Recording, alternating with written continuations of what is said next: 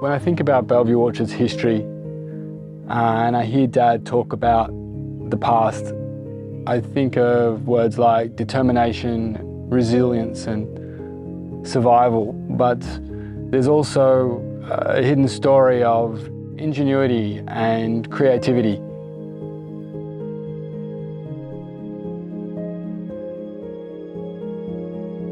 I also think of words like vision and courage. To take two guys in their 20s to take on an orchard this size and the debt associated with it is a sort of courage that not everybody has. Is an incredible undertaking.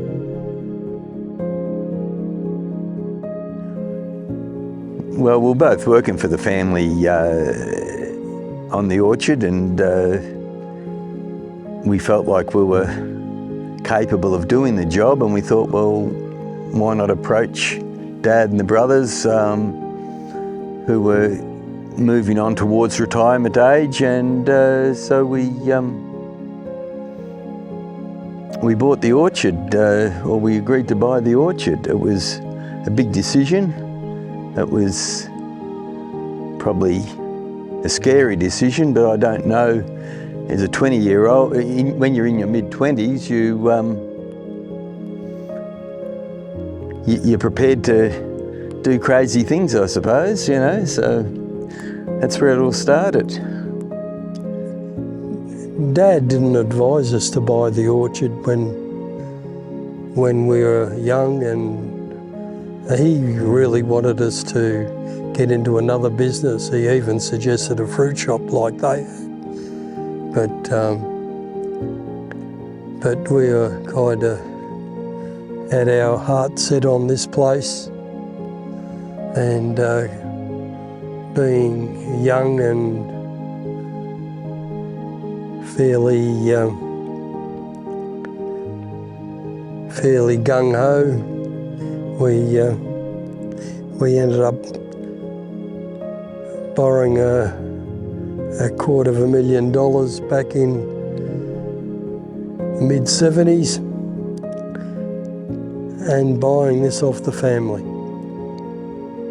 Fairly newly married with 76.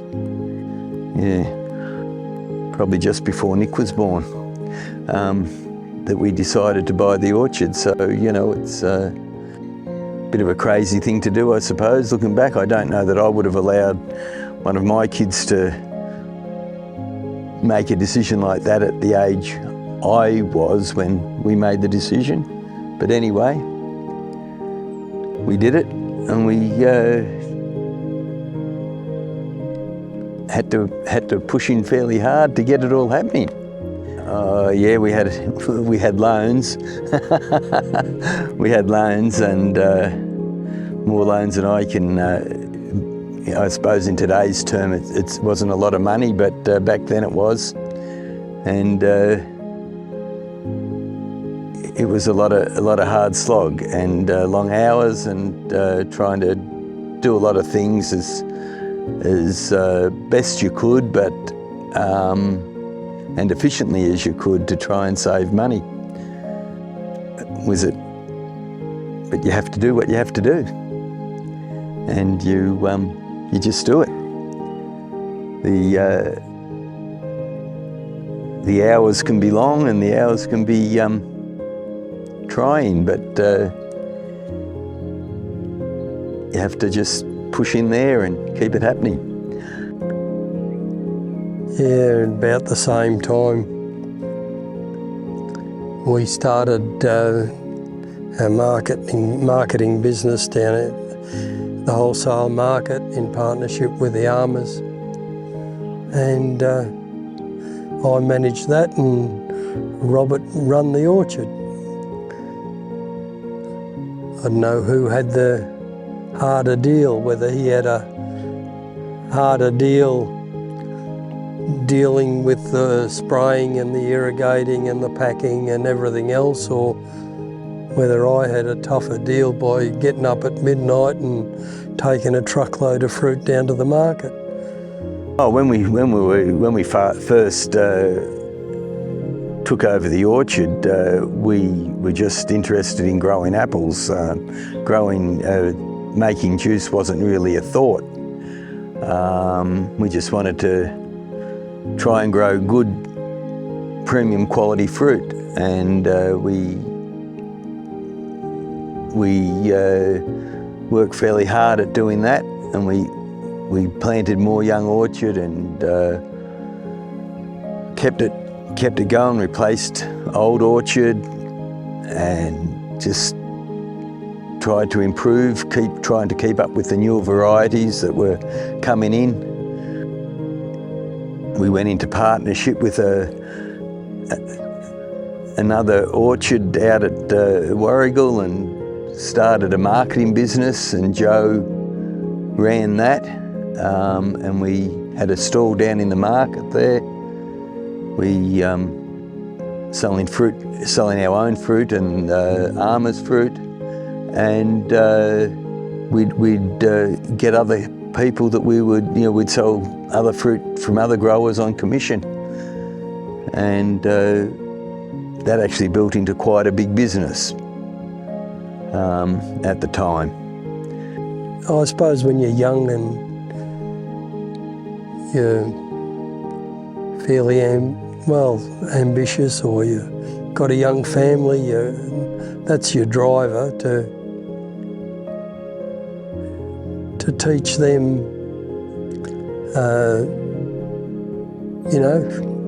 how to, I don't know that I had much thought about how to teach them, but I think they'd learnt their work ethic from us, like we learnt our work ethic from Dad. And we've got to thank the older generation for that. There's no free ride anywhere. You do what it takes till it's done. Yeah, the kids used to work the school holidays on the orchard or in the packing shed and pack fruit for us, or do odd jobs in the orchard. Yeah, they all earned a little bit of pocket money over the school holidays and that sort of thing. They enjoyed it to a degree, and sometimes they didn't. But I think it was a good education for them. But I didn't encourage any of the kids to come home because it was too bloody hard, trying to make a life on the land, a lot of hard work, and dealing with the seasons and the weather, and trying to keep everything under control, and then you get a good crop and everybody else would have a good crop and your crop wasn't worth anything virtually, and you'd do all this work for nothing. But anyway, that's what it was. But anyway, we did what we had to do, just to keep going, to keep paying the interest. And interest, well, in the late 80s, we paid, I think it was 22% at one point. The banks didn't make it any easier by charging that much, but that's what happened.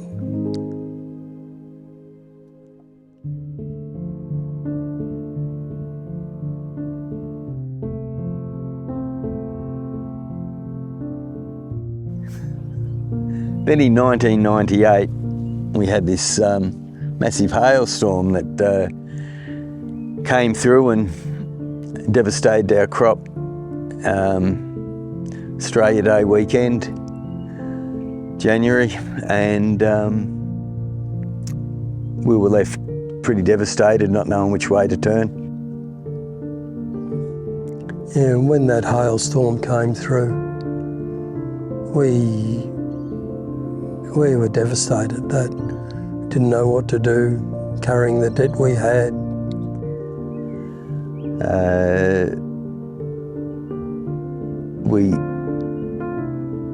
we really didn't know what to do. It was almost pull the pin, call it quits, because we didn't feel there was enough decent fruit on the trees to grow another crop with, you know, to market and grow another crop with. So we seriously thought about just pulling the pin there, then and there, because we were in quite a bit of debt at that point still, and it was tough. We had planted more trees and more orchards, so we had, you know, got ourselves further into debt by having to build more cool stores and trying to grow the business, and then losing a crop like that, it was just almost too much. Robert Apted offered me a job in the market because I'd been a salesman down there. But, you know, he was trying to help, and that was fantastic.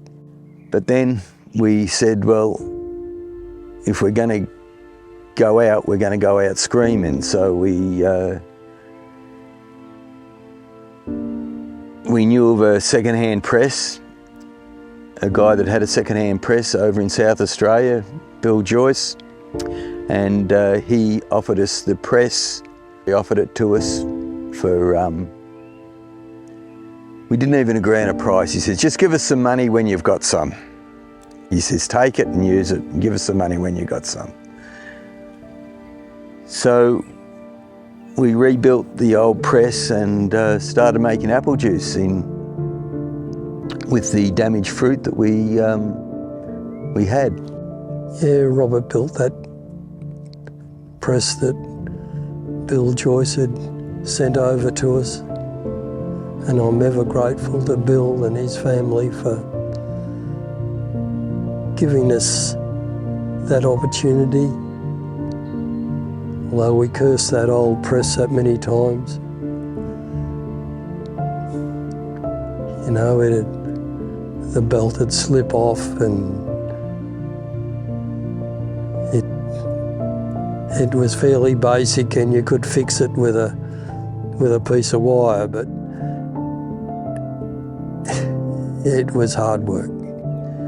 It was a bigger job than Joe and myself thought that it would be to actually get the press up and running, council permits, and just the physical work of rebuilding the equipment and getting it all happening, which pushed us further into debt, which was kind of counteractive, you know, it taking us the other way.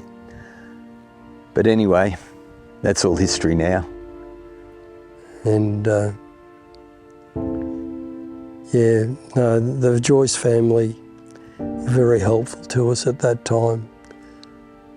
It took us about 4 years, I think, to get enough money together to give them something for those couple of 2,000 litre tanks and the old press and other bits and pieces that came with it. We didn't have any money, but we were prepared to put our shoulders to the wheel. And I think being naive goes a big way to starting a new venture. You know, if you don't know what you don't know. So you have a go.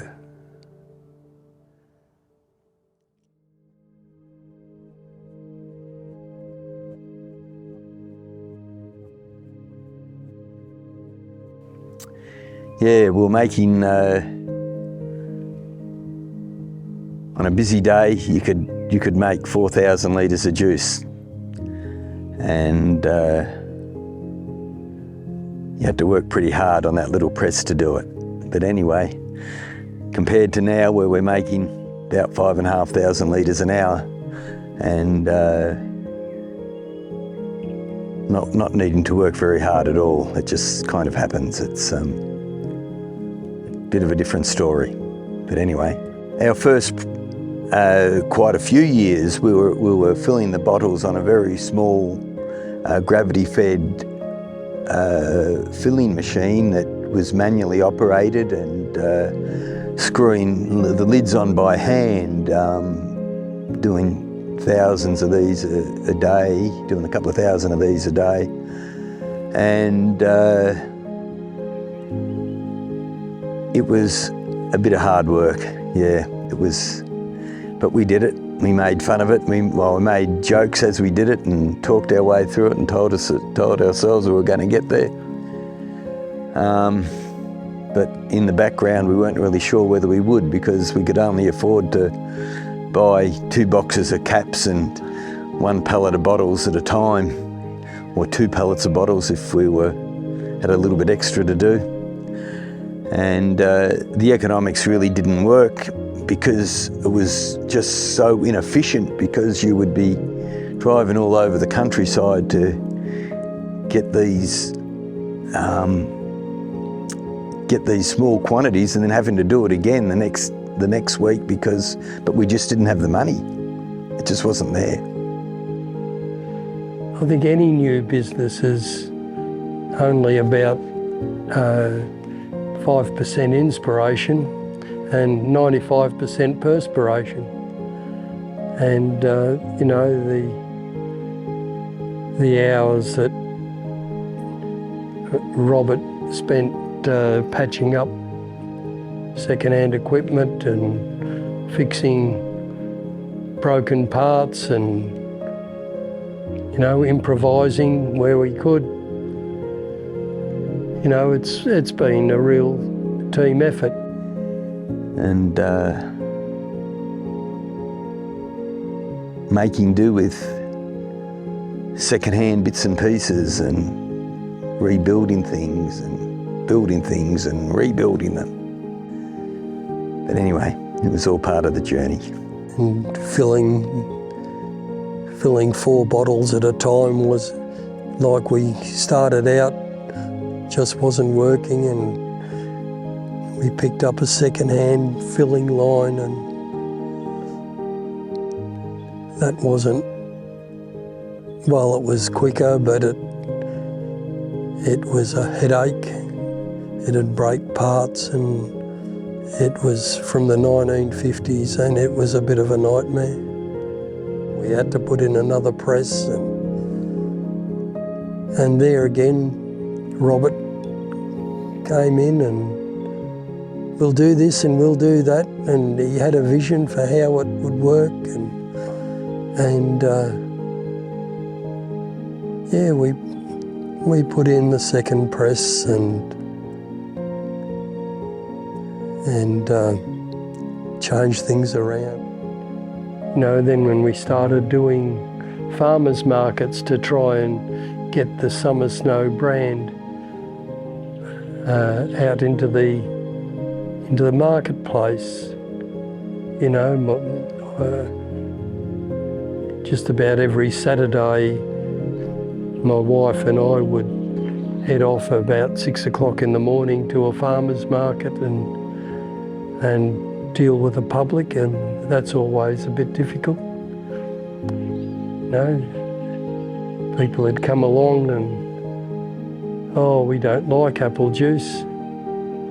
But, oh yeah, but you haven't tried Pink Lady apple juice. You haven't tried Golden Delicious apple juice. And, you know, you'd find that they'd try a couple of samples and walk away with a bottle or 2. You know, a few times we'd do tastings in shops, and you know, it was a similar sort of an experience, dealing with the public that way. Yeah, we first got our juice out into fruit shops, and a lot of our customers from the market would take it on board, and we'd go out and do a tasting in their shop. And it was, you know, it was hard to do that, to deal with the public, you know, especially when Mummy would say to little Johnny, yeah, try them all, Johnny. And, you know, this spoilt little brat would scoff half a dozen samples and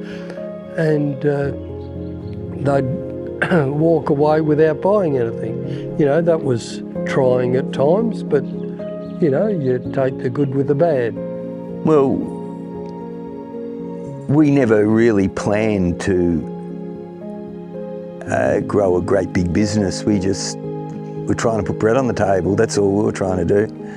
Had a young family, and surprised at how much they eat. But we were just trying to keep food on the table, and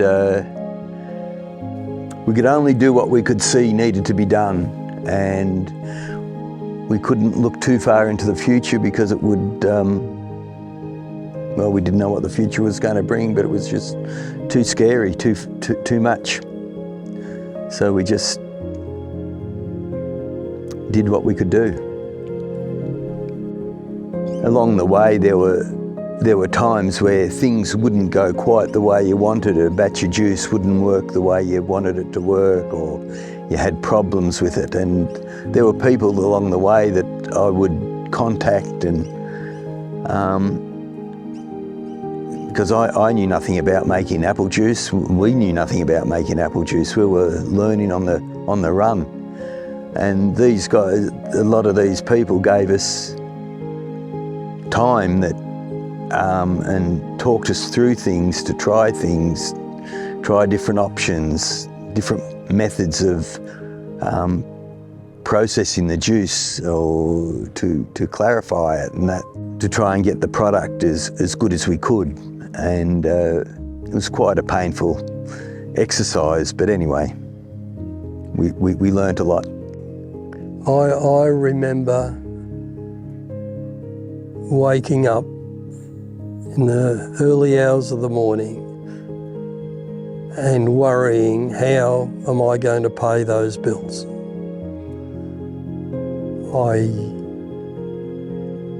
There was mornings I didn't want to get up and come down to the shed because I knew the phone would ring.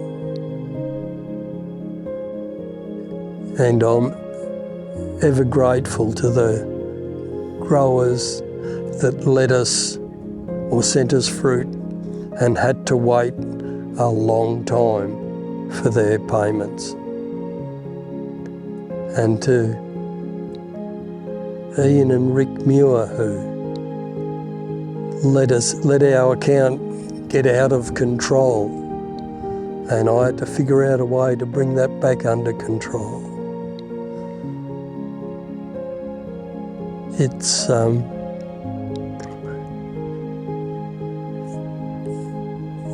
it was tough, but if it wasn't for those good people in our community, in the growing community and in the supply side of things,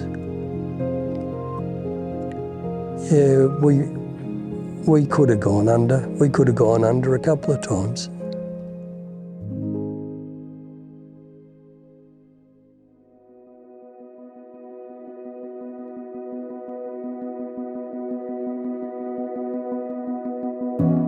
Robert and Joe have never been scared of change or a challenge. They embrace new technology, and they really seek out forward thinking and adopt new processes.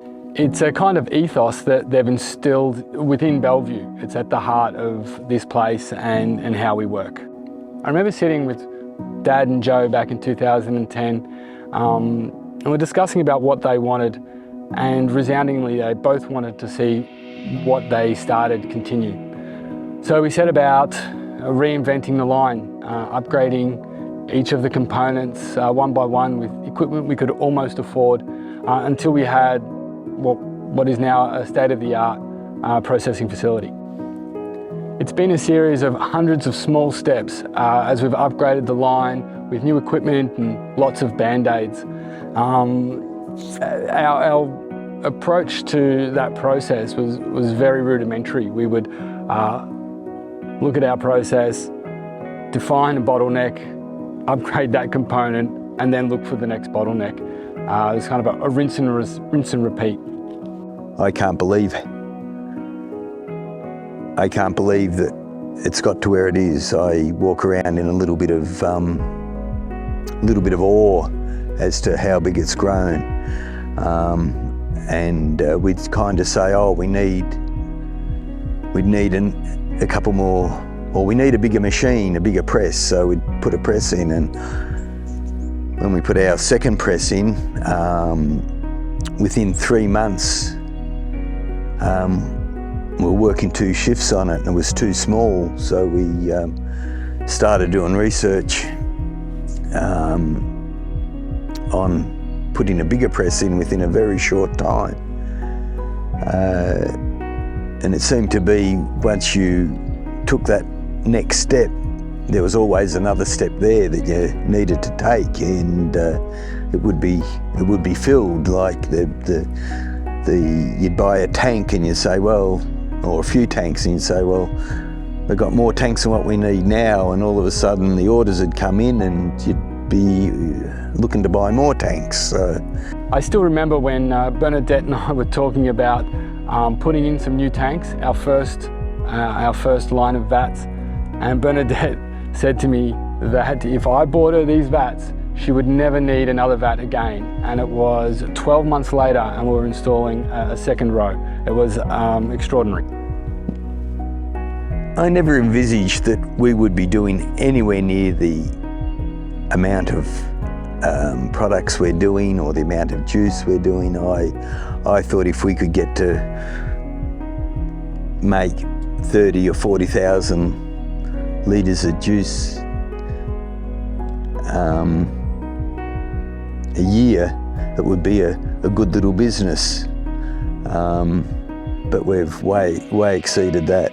To be processing the volume of fruit we are now, to have 40 branded products, national distribution, and nearly 50 employees is the realisation of a decade-long vision. We've taken a lot of chances over the years. Not all of them have paid off, but at least we gave them all a go.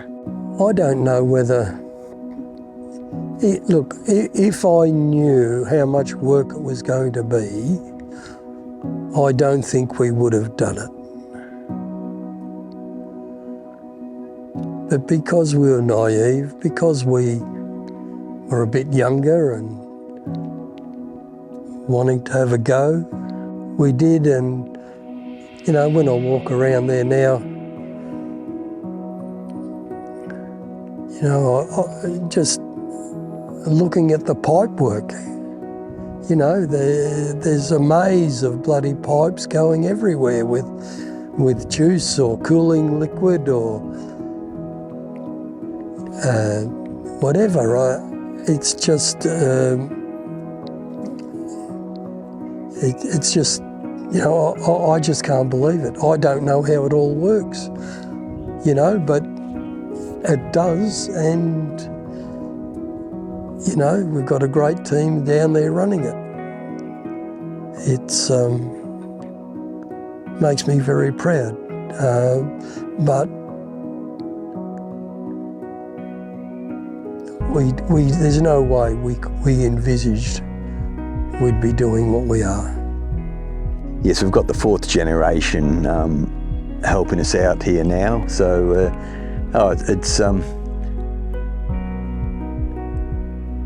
it's very exciting to see the team that we've got around us, and to see some of the family working together gives me great pleasure. Yeah, I'm very proud to have the family around us. Nick's done a great job holding the team together and so on. My daughter Bernadette has been here since she left school. Bernadette came and worked on the orchard, and she knows what it's like to do a bit of weed spraying or thinning or pruning. Bernadette is a great people person. She developed a relationship with so many of the customers and suppliers. Very proud of Bernadette. very proud of the way Liz has taken on her role down there as well. My son Michael has come on board as well. He's brought a lot of experience with him from his previous position with Montague's, but he's got a great relationship with a lot of the suppliers. Now Liz has brought her two sons to work on the orchard here. Well, Sean works in the orchard and Hayden in the bottling room, but to show my grandson how to graft an apple tree gives me a great joy. And the staff all know what they're doing. Nick has been great in getting the right staff for the right job, and got a great team there, you know, even in the office and in the factory.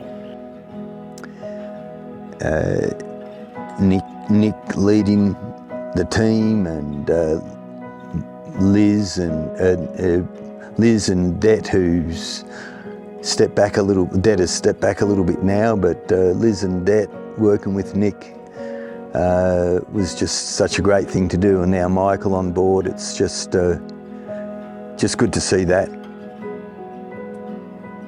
Yeah, and you know, we've got a great team, and they work well together, and it's been great to see how Nick has been able to pull that team together and keep them informed with his timely updates that he sends out to the staff and so on.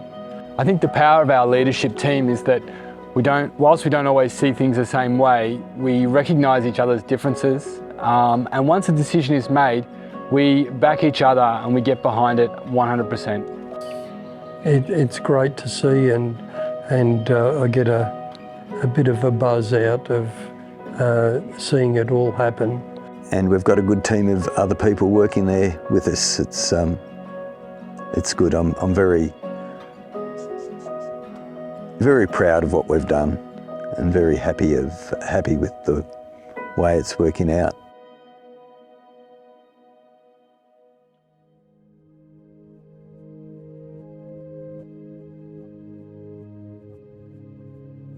Firstly, I'd like to thank our wives for sticking by us and supporting us where they could. Yeah, no man is an island. I'd just like to thank, you know, our suppliers, different growers that have been our regular suppliers over the years. We have an amazing group of growers and suppliers that ensure we have fruit to process, and that we have all the thousands of other products that we need to grow fruit and to make our juice. I thank the growers who have supplied us with fruit and advice, and the growers in fruit growing community are very helpful. They help each other, they advise each other, they have orchard walks together and try and learn together. It's a fantastic community. So I'm really grateful to all the growers that showed us some sort of guidance and help. We have an outstanding collection of contractors that keep this place alive, and distributors and retailers right across the country that get our products to families everywhere. We have a truly outstanding and dedicated team of employees that keep this place humming every single day, and we are eternally grateful for all of their hard work. It's great to be working with a team of people around you that seem to love what they're doing, and they're doing such a great job. It gives me great pleasure to walk through the factory and see the trucks and juice going here, there and everywhere, and I don't even know anything about it, and that's for this customer and that's for that customer, and I say, oh, I haven't heard of them or whatever, and it's just great to know that the team have got it under control and doing a great job. It's the people that make the business. We can try and lead or advise and guide them, but unless the people love working with you, you know, the job won't be done as well. And they all seem to work very well together. And I'm not going to start mentioning names, but I'm just so proud of them and so grateful that they are doing the job as well as they're doing, and getting on as well as they are, keeping the show running and being part of the team. It's wonderful. And I thank our staff. I appreciate everything they do, and it's very pleasing to see them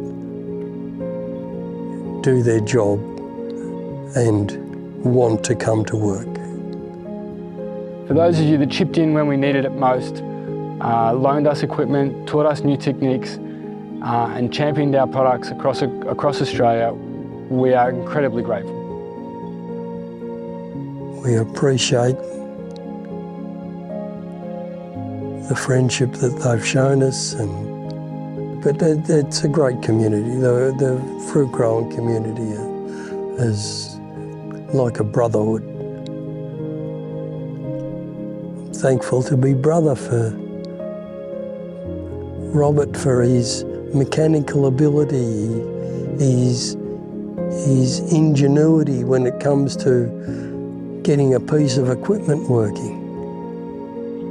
I remember Robert saying to me one time, I'm always in the workshop, not earning anything. But I was fairly quick to point out that if we had to pay a mechanic to do what he was doing, we couldn't afford it. So he was invaluable. He's worth his weight in gold.